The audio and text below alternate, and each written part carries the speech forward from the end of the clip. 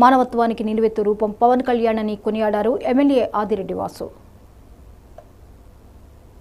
మనోభావాలు దెబ్బతిన్నాయి. గడిచిన 5 సంవత్సరాలు పట్టు వస్త్రాలు సమర్పించేటప్పుడు ముఖ్యమంత్రిగా కుటుంబ సమేతంగా వెళ్ళాలి. ఏ రోజైనా మీ సతీమణిని ఇచ్చుకొని మీరు వెళ్ళారా?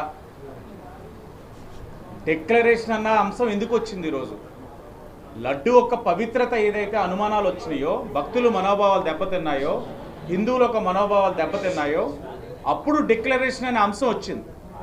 డిక్లరేషన్ అనే అంశం ఎందుకు మీరు పెట్టడానికి భయపడుతున్నారు?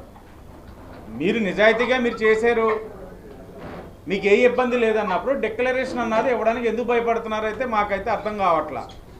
కేవలం రాజకీయానికే తిరుమల తిరుపతి వెంకటేశ్వర స్వామిని వాడుకుంటారు అని అంటే మాత్రం ఒప్పుకునే పరిస్థితులు ఉండవు. అలాగే ఆయన అంటా ఉన్నారు, నన్ను ఆపుతా ఉన్నారు, ఇన్నిసార్లు వెళ్ళాను తిరుపతికి అని. ఆయన ఆపలా, అక్కడ అల్లర్లను ఆపుతామన్నాం, సమావేశాలను ఆపుతామన్నాం.